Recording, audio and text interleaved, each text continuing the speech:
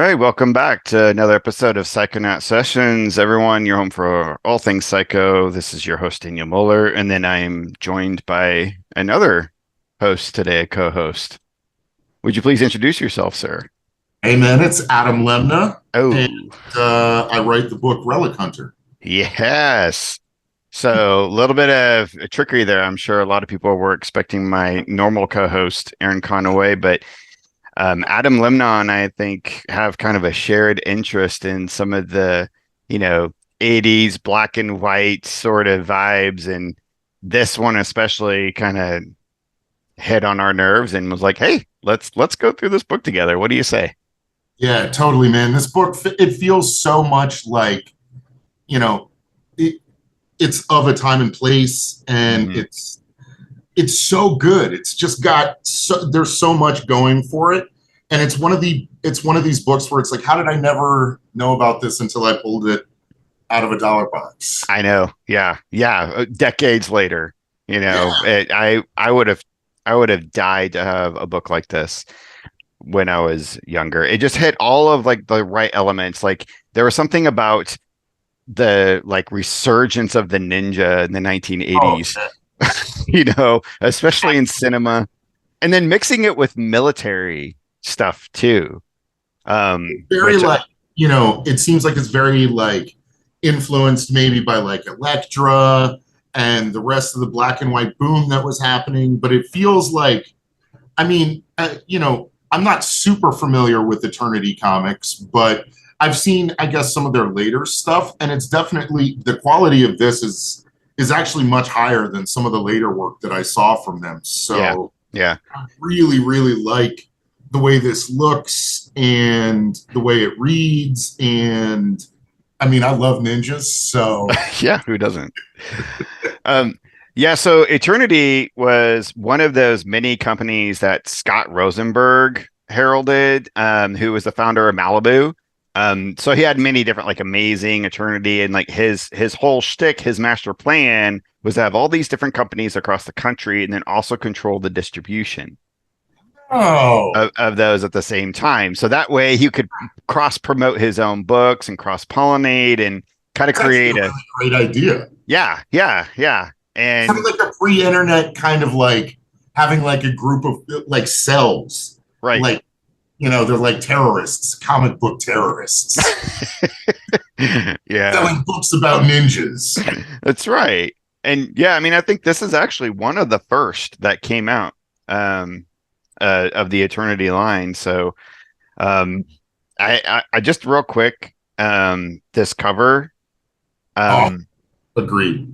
just I don't know. I love this like really you can't really see it on the screen. Maybe you can, but just this like monochromatic coloring of Yeah. the green into the blue. You've got your like profile or not, just a face, and the lettering, the title, just in this like weird sort of like off Yeah. center to the left. But I it's love it. simple and it's like it's stylized in Hmm. a way that's like you can tell they kind of want it to look like vaguely Asian, Yeah, which weirdly kind of like definitely wouldn't fly these days, but it works back for for the 80s. yeah, And I can't say enough about the cover. I actually really like it quite a bit. I think uh the only thing that I would have done is switch the ninja to face the other direction, but hmm, like flop that. But I love the face, and I don't know, it's a very like trippy image for a cover.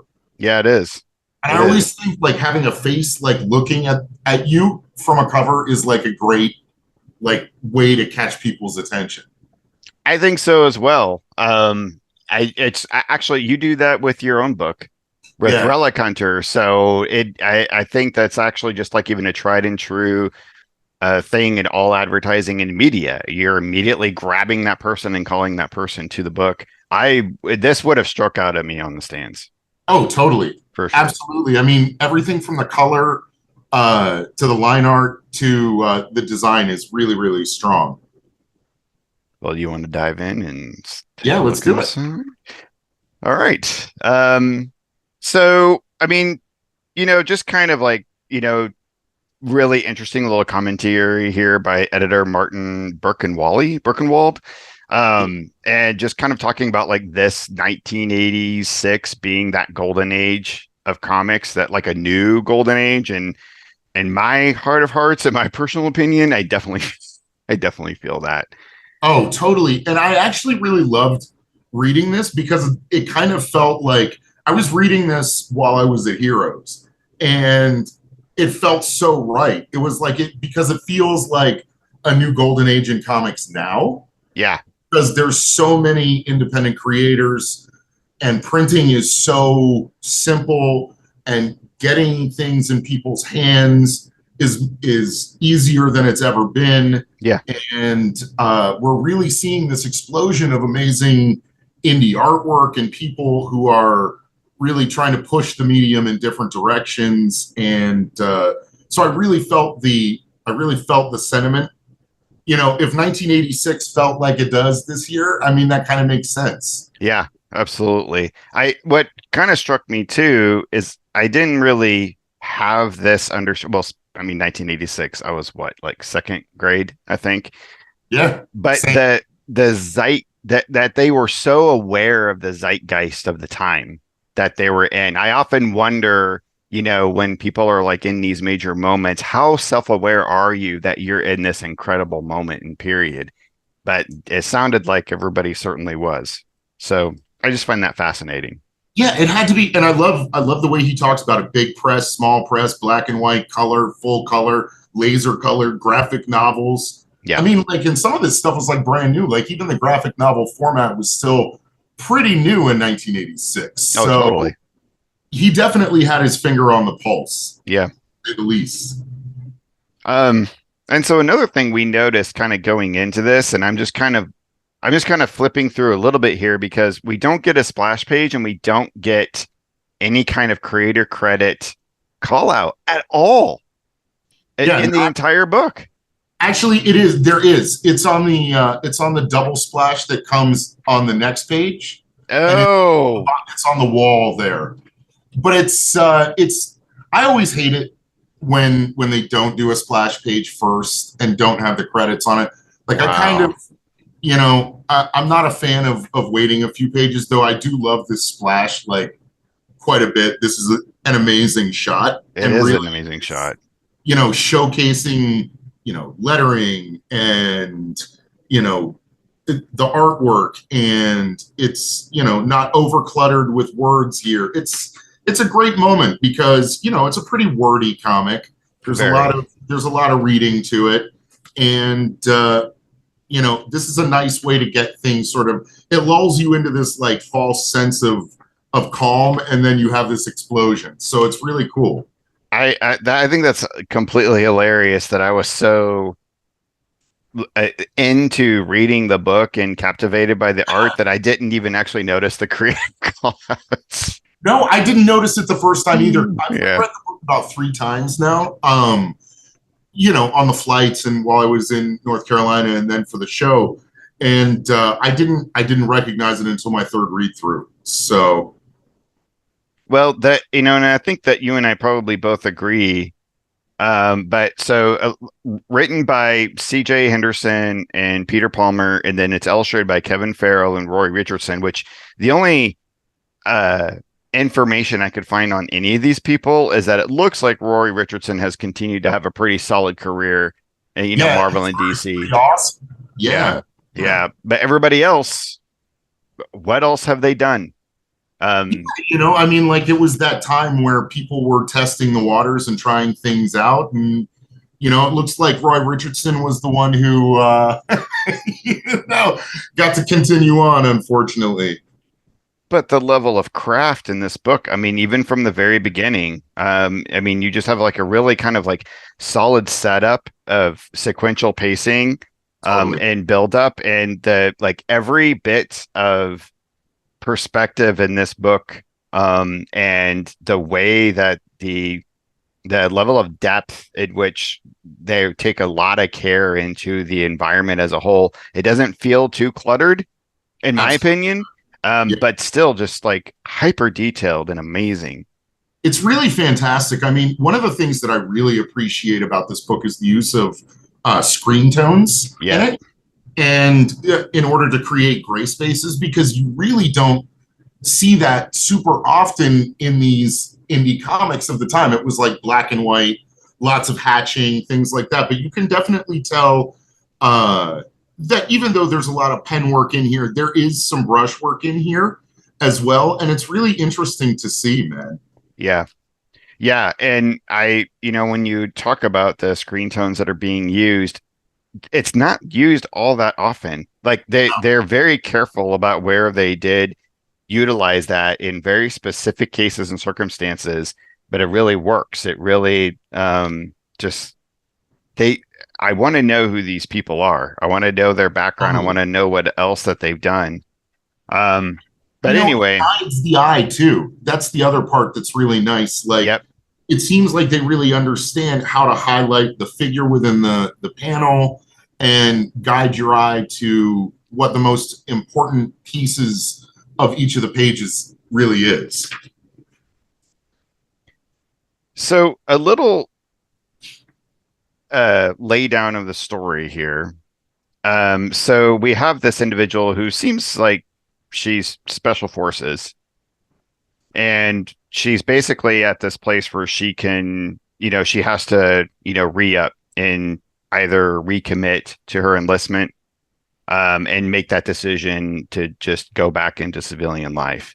And so that's where we get kind of this explosion here. We're getting a little bit of a memory of a previous mission.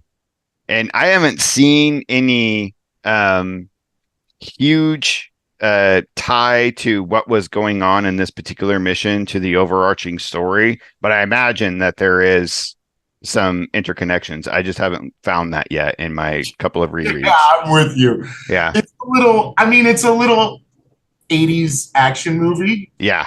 in the writing, which is okay. I'm all in for that. So, yeah, so Yeah.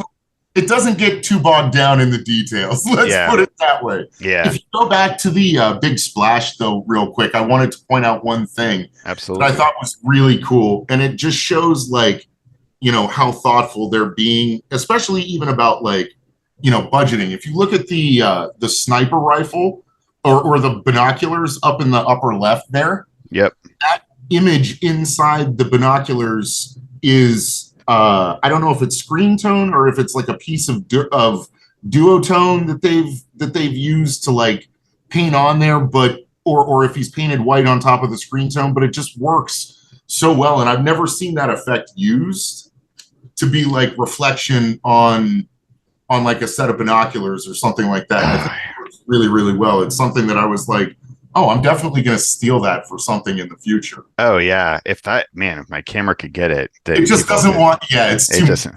worrying too much for it. Yeah. It's too beautiful to capture on camera. It's like the Loch Ness monster. No, I agree. What a gorgeous effect. And I'm not sure. I mean, I thought when I first looked at it that it was just a sort of screen tone Yeah, that they that's used to kind of cover up over a drawing, like a really but I mean, yeah, they may have done white on top of it. That's really nice. it Good just call out. looks so nice. Yeah. It's almost like maybe, yeah, it's like maybe he I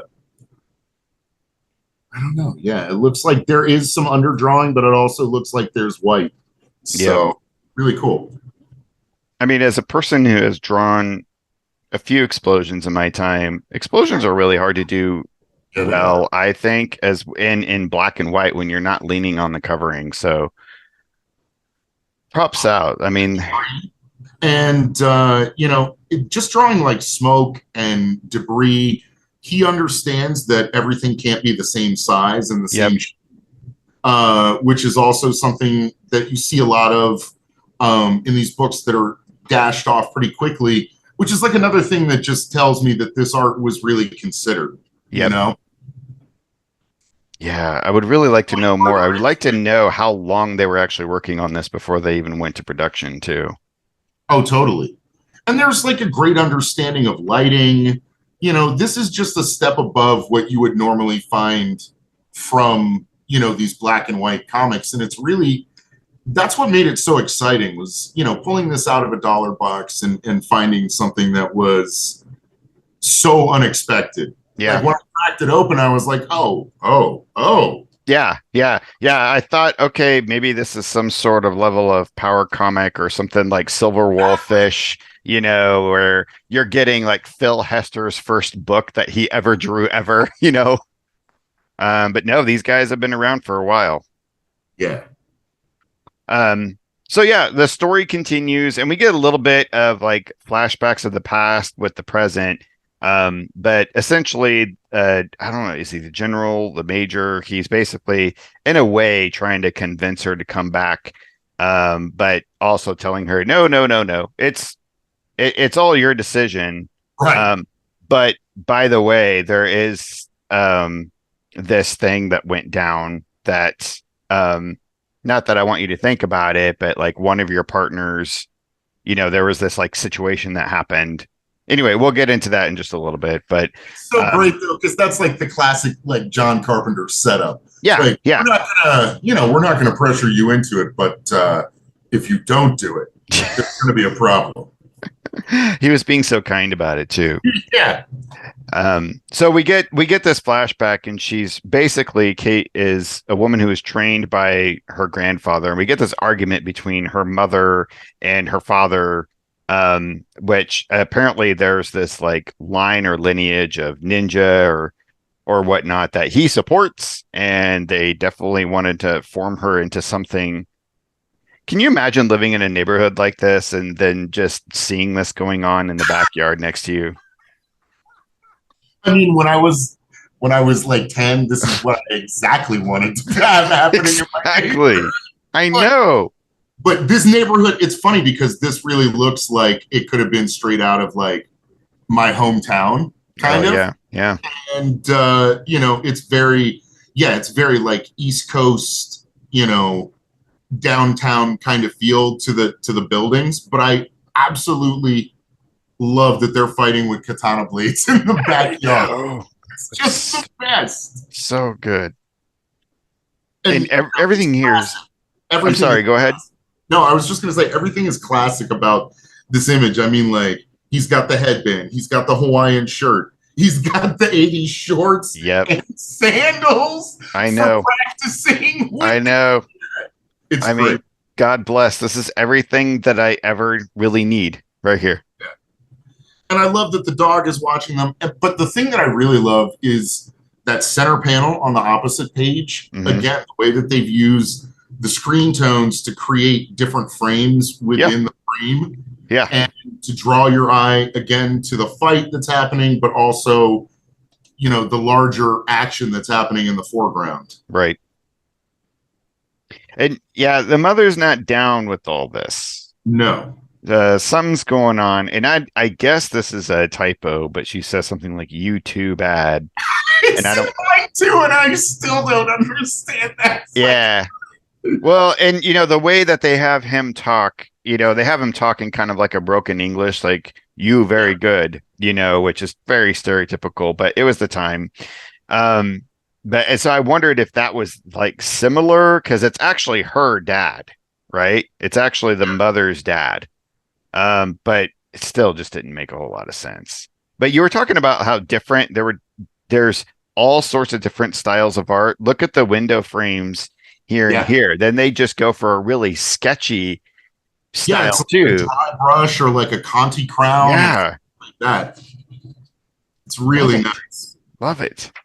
I honestly, it's something to study for me because I have a tendency to just stick with one very succinct style, Totally. Agreed. and I love the mishmash. So okay, on with the story.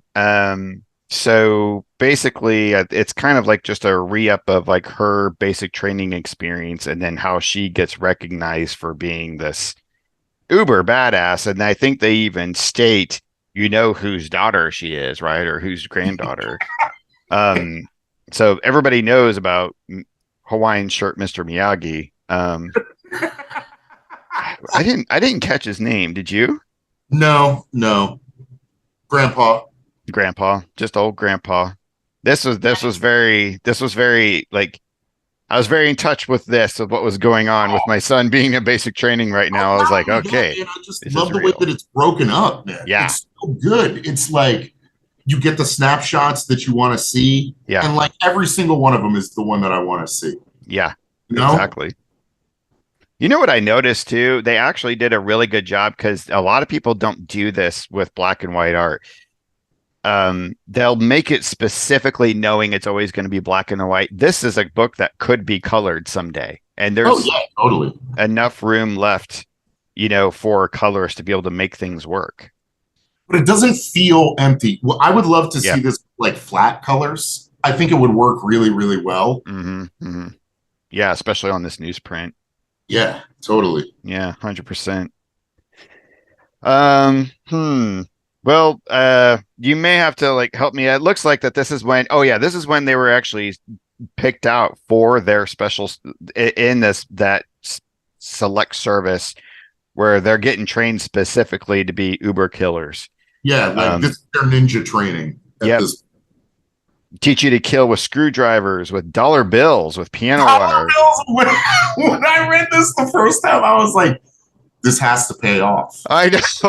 If they do not have her killing somebody with a dollar bill later in the series, I'm going to be a sad man. I know, man. Exactly. That's, And this guy's tough. I mean, he almost kills one of his recruits with a jump rope. Right off the bat, like you see, nobody's joking around. There's no fun anymore. Not at all. You're either going to train or die. That's it. And tell me this: when you read this part where he's talking about dodging, like you got to learn how to dodge. you be honest with me. When you read this, there was a part of you that was like, okay, yeah. So if somebody pulls a revolver on me, I'm gonna know it's gonna pull right. So if I'm gonna know where to. Dude, at 3 feet, a child can dodge a shotgun. I know. I mean, I can do this. The greatest line. I love it, man. It is a great line. That would be a great T-shirt. Definitely don't try this at home, kids. Oh, kids. Okay, so actually, this is going back and forth. So this is back to the present, and this is when he tells her Andy's been borrowed. Yes. Now, whatever that means. So this actually gets a little convoluted in that there's a lot going on. There's a lot happening to this story that is pushing her back into the service, and they don't give all the parts and pieces really, which I like. I mean, they're carrying us along. So even though it's wordy, it's not like, and I don't mean this to disparage Chris Claremont because the man is a saint, but it's not Chris Claremont wordy in the sense that he's just giving it all to you. It's not exposition. Right. No, they're definitely leaving. I mean, this is clearly going to be a series, and they want you to understand that that's the case. Yeah. And so they're going to feed you like fish food along the way. Right. Just a little bit, enough to keep the story moving, which I like for a first issue. I don't feel like a first issue needs to give you I even think that this is maybe even too much backstory. Like, we don't even need all that backstory. Let's just get into the story. Yeah, true. But, the way that they do it, they get her out of there, and then they get us into, some of her memories and her conflicted, state of mind. And I really like having a beat after sort of the more actiony moments to sort of hang out with her. And get to know her a little bit, and where she's at. And then we're into it, man. Yep. Yeah. Yeah. I really like this scene where she's just like, okay, here's civilian life. And no, does not work for me. Kind of reminds me of, did you ever read Greg Rucka's Queen and Country? No, but I've seen it a million times, so I really do need to pick it up. Yeah, the main character kind of reminded me of this character a lot. Just civilian life just doesn't work. No. I mean, she was trained from the time she was a child. Right. Yeah. This is what she does. There's no having a domestic June Cleaver life. So she meets up with Sarge, and he basically lays it out to her of a particular scenario where I guess they were trying to make a trade or I guess a Russian general or terrorist or something Of course. Well, it's Red Dawn, dude. Red Dawn. Exactly. I mean, this is another reason that I actually really love the book, because it's like it's got every trope of 80s comics, ninjas, Russian prisoner exchanges, Yes. assassin training when you're a child, Yep. recalled up into the military. Oh my god, it's great, dude. Yep. Yep. So something went wrong, and Andy, the Andy that she's connected with, gets pulled away in the exchange somehow with the general, and it doesn't go right. So he gets taken away with the general. And it looks like that her and Sarge are going to say, hey, let's go get this done. And Yeah, they flip for it, which was that's how it ends. And yeah. that's like, it's such a great, I mean, it gets you into it. There is a lot of like talking in the book, but there's also great action in this book. And I really like the kind of like 50s style intrigue with the Russians that's I happening know. in there too. I mean, it's like almost like this definitely wouldn't feel out of place in a comic from the 50s or 60s. Yeah. Yeah, absolutely. That's the way I felt. Even in the way that the bodies are sort of formed here. Totally. Very like Kirby-esque kind of blockiness and everything. It's really interesting. It's actually almost like, and I think it's the same guys, but just the style fits the scenario. Exactly. Yeah. You can really tell that that's what they're trying to do here. And, they're really going for it. I mean, like, it's funny though, too, like on the page here outside, it's like pouring rain outside Locals Dive Bar, which I love. Yeah, I know. Locals Dive Bar. Love it. But then, like, once you're inside, like, you see people, what are they sitting outside? Because you see them through the glass, and it's Yeah. almost like, that someone was like, we need an establishing shot here. Right. Right. Right. And the Right. rest of the page was already done, so he had to like redo everything. Yeah. Yeah. That was pretty odd. And I think it's still, oh, no. This is what's happening. It's a partition Oh, separating. It's a partition separating the entire bar. So that's like a whole other part of the bar. that one. I was just reading in that frame.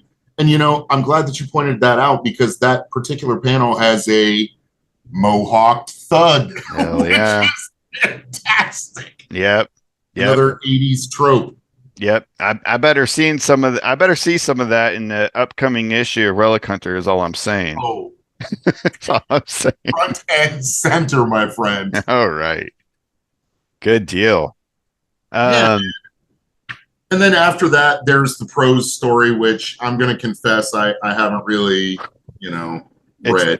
It's rough. So I read it. I actually I had to sit down before this, and my wife was even like, "You've got to try, honey. You've got to try." I did. I tried, and I was like, ugh. It's the same way I feel anytime there's a prose story in a comic. It's like, okay, I get that like the writer wants to like continue the story in a way, but like either put it into the next issue or just leave it out, man. Yeah.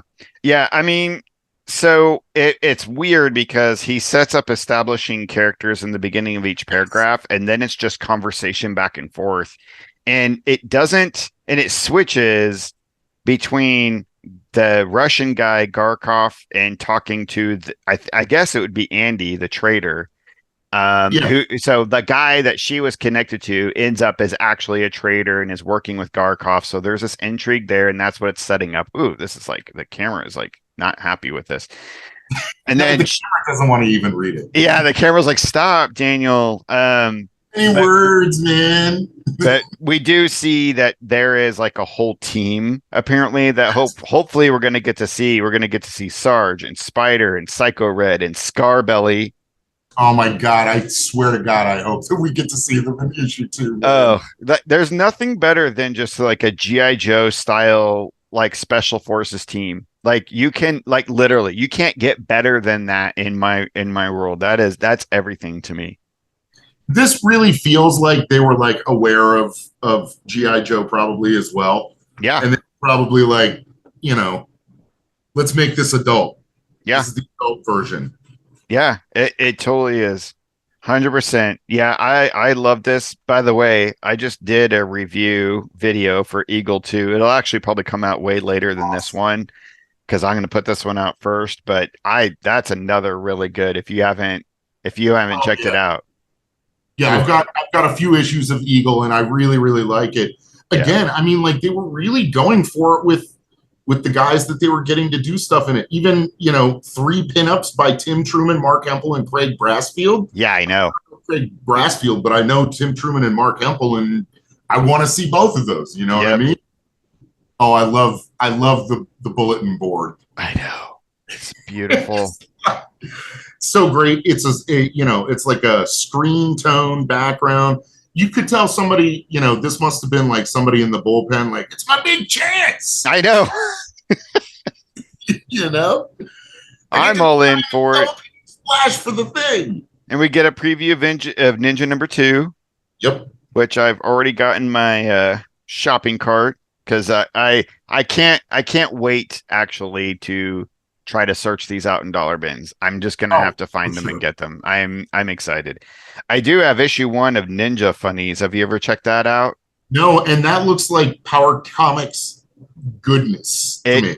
100% is. This is issue number 2, and it is odd. It is really odd. You can tell The just from the art on the Yeah, cover. You yeah. know, there is something mixing there that is, whew, coming The out awesome.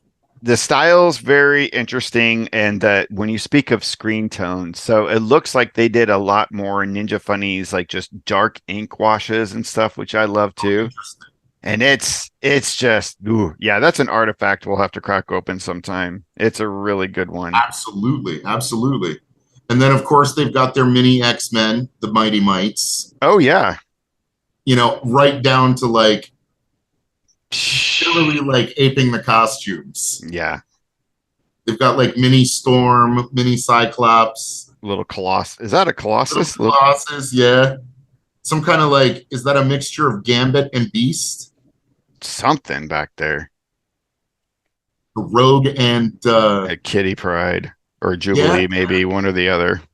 yep. The X Mites.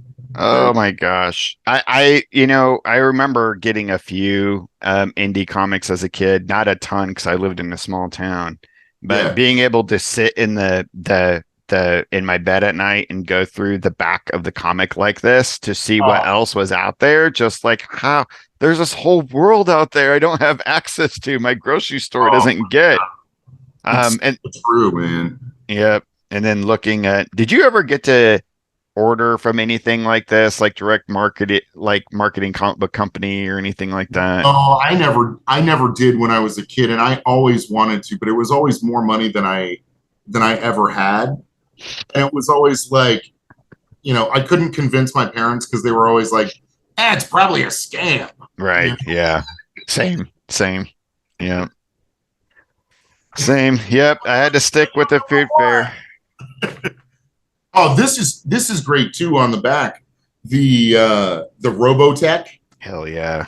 It's just so good, man. I love just a single color. We got our blue, yellow border, and just let's just color the whole thing red. We're not even gonna like worry about the strap, the space in this between the strap and the gun. Just No, it's so good, man. And it's like, I kind of want to go to like their Hollywood location and see if they're still there. oh hell yes. Hell yes. Oh, Open. well, sir, I don't know about you, but overall, I'm 100% sold. Like I said, I actually have a shopping cart full on mycomicshop.com with the rest of the issues, and I'm ready to get them in. Dude, you know, we should go through them again. We should go through the next one together.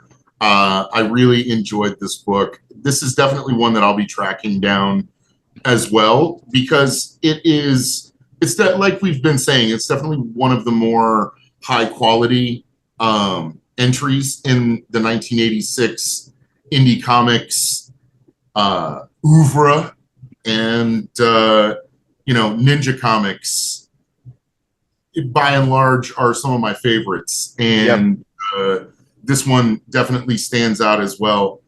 So I hope the rest of the series is this good. I have a lot of confidence in it because that felt like it was a very competent group working together. 100%. It didn't feel like something like we said before that was just like thrown together. So I'm gonna believe. I'm gonna believe. I'm gonna have faith. Well, Uh, thank God. It feels like October 1986 in here, man. Hell yeah. Well, if anybody out there knows anything about CJ Henderson, Peter Palmer, Kevin Farrell, like put put something in the comments. Let us know. I'm gonna try to even do a little bit of more of a hunt to see if I can find any of them. Absolutely. Um, but yeah, if you wanna try to go through this series some more, I'm gonna try to hunt them down and then we'll hook back up and see what that looks like. So thanks for going through it with me though. This was fun. Fun. Totally, man. Agreed. Thank you. No, thank you. Hey, you wanna drop any promos before we head out? Oh yeah, totally. I've got 4 copies left of my preview for the second issue of Relic Hunter. I am just about halfway done inking it, and so that will be out this fall from Cosmic Lion. It will be in previews, so you will Nice. be able to go to your local shop and order it. Right now at Cosmic Lion, we've got some stuff in the July issue of previews. Death Slinger. We have oh gosh, what are the other 2 books? There is Ro Higashi's Half of the Crown, and then there's a book by Gideon Kendall. Wait, And don't tell me. yes, Wait, Don't Tell Me. Hmm. And that's also got Tony Wolfe. There you go. There's my book, Relic Hunter, which is Yeah. also still available from Cosmic Lion Productions. And yeah, man, thank you so much. Follow me on Instagram and Twitter, all the socials at Adam Lemnah. Please do pick up his stuff, ladies and gentlemen. Literally one of the best books that I've picked up in a heck of a long time. I can't wait Thanks, for man. issue 2. I mean that sincerely. I really can't wait for everybody to see it, man. I'm super excited. Cool. The second issue with Manny Gomez, and the story is really fun. So, Nice. All right. Well, thanks a lot. And everybody stay safe out there and keep it psycho.